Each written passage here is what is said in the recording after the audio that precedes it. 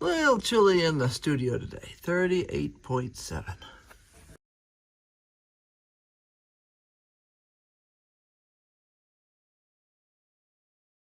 You can't gain access to it without taking the entire top of the range apart.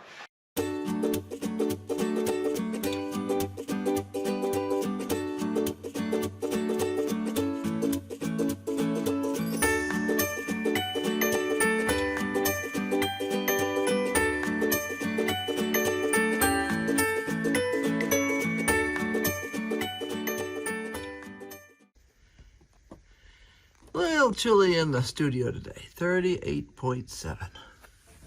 But we got it covered. Rufus has figured this out. When we come in, he sniffles around the place, checks to see if anything exciting's happening, and then he goes to his bed, and I wrap him up in a blanket, and he gets into his bed. So, yeah, he's figured out the joys of blankets. Meanwhile, over in the stove, I just lit some paper and a couple of twigs in there, and we'll see how that's doing. Yep, not drawing really great yet, but there we go. Started to get going. I'll need to put more wood in pretty quick, but these are old seed catalogs that I'm using to start this with. So some of it's not the greatest paper, but it's enough. Some of it's actually pretty good because it's kind of a newsprint sort of a thing, but others isn't. But this is fine. It'll work, obviously. So we'll get some more wood in there and we'll get to work. Well, just about a month ago, I was in the same position. I was doing something different. I have a replacement gas valve for this burner right here. It doesn't shut all the way off sometimes, and I wanted to go ahead and replace it. So I pulled this apart, planning to replace it. It should be pretty easy. There's only 2 nuts to remove. The problem is you can't gain access to it without taking the entire top of the range apart. It's only a few days before Christmas, and I'm not going to do that. So I'm going to go ahead and put this back together. We'll turn the gas back on, push it back in place, and we'll use the range through whenever we decide that it's time to replace that valve. It's going to be quite a bit of effort to replace the valve. It'll get done. I did find the valve, which is good. Not the way I planned to end the day, but it's the best I can do. And we just got a wood delivery for Irene's studio, so we'll have to stack that up too before we get rain. Never a dull moment. Now, today is sort of a cleanup day, and I have a bunch of things to get ready. So, let's see. I need to make some tiny brass heads for making pins. I need to check and see what I have in terms of the regular heads. Okay, I do have regular ones. And I had just gotten an order for the longer dress pins, so yep, there's the way I store those baddies, 1 3/4. So that's a custom order for a wholesale customer, and I need to make more tiny heads. And let's see, do I have the tiny? Do I have the other ones? Let's see. No, see, everything's labeled. These are regular brass bodies. The body is simply the stick portion of the pin.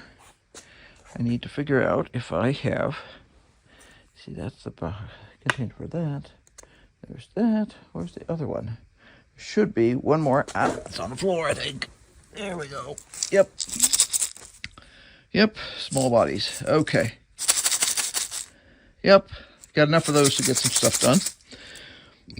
So, I can't give you all the details on how I make pins because that would be cheating. But this is the way you start. You make the heads. And it takes a specific size wire on a specific size mandrel. And then once they're made and cut, they go into a container like this. And then I have them when I need them. That's one of the things I'm going to do today. So, kind of vague list. I have some things I brought down. Let me see if I can get this open. You know what's in here. This is a sterling silver Slavic lunula that needs to be stamped on the back. It does not say sterling yet. So I'll show you how I do that. Or maybe this one does say sterling. Let me see if I get a magnifier here. I've changed the location I'm putting the mark in.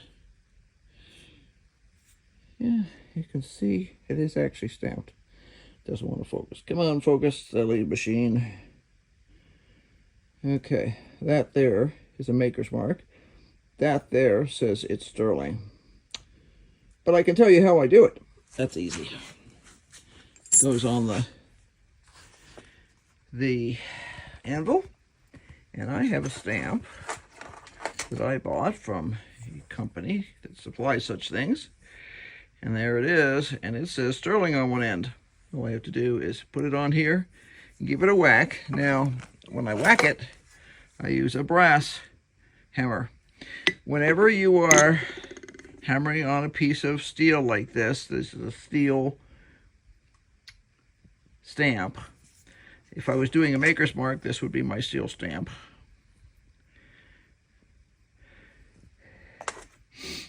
You do not hit it with a steel hammer. That risks fracturing the head of the hammer, and it's not good for the steel stamp either. What you want to do is have the hammer absorb some of the damage.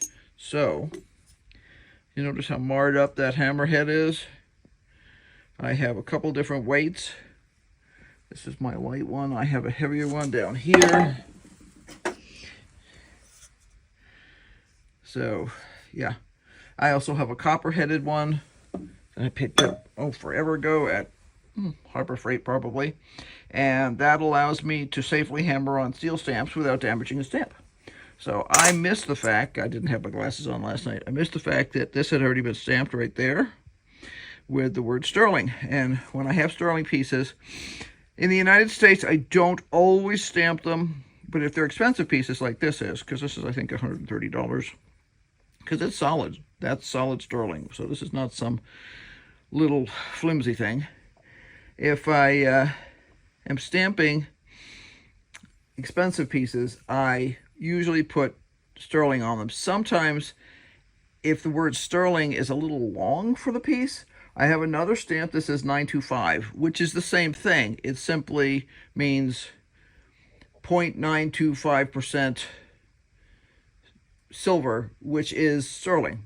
Sterling silver is not pure silver. It is 92.5% sterling. Silver, rather. And in Europe and most of the rest of the world, it would say 925. But it means 925 and sterling are the same thing. So I would use that. If I were using fine silver, it would say 0.999. Because fine silver is actually 0.999 or 99.9% pure silver. And then argentium is another number. I want to say that's, I'd have to check that, 96%, something like that. Anyway, it's a different number again, and I don't currently have an argentium stamp. I need to get one. On the list of things, I don't work in argentium all that much, although I am starting to occasionally work in argentium wire and plate. And the only difference between argentium and sterling, aside from the percentage of actual silver in it, is that it will not tarnish as quickly as regular sterling does. It forms a coating of argentium on the outside that's anti-oxidation sort of thing, so it just doesn't tarnish. because all the tarnish is oxidation. And yeah, so this is a sterling piece. And I thought I needed to stamp it, but I didn't. But I still showed you how I would have done it. So that goes back in here, and that will go here, so that when I'm going up to the house the next time, it comes up. I have a system in terms of keeping track. This over here, I've been cleaning old sterling and bronze that's left over from casting. So this is sterling here. You can see at the end of a pour, I had sterling left over in the pot, so I simply poured it into an ingot mold, and that's what you get. Same thing with these. That's bronze. And this is what you get left over from when you're casting, and you've got everything sprued up. This is called a button, and when you pour into the top of the mold, this is the part where the extra metal collects to provide pressure and a source for metal in the mold, and that's where all the different pieces would have been attached. I don't think I have any that are failed here that would really show well. No, but this is a failed piece, so that shows you when you didn't get a complete pour, you'll get pieces that don't cast on the edge like that, and it just means it gets cleaned up in a tumbler and recycled. The next time you go to cast, you melt it down, start all over. Okay, I need to get back to work, get some more work done.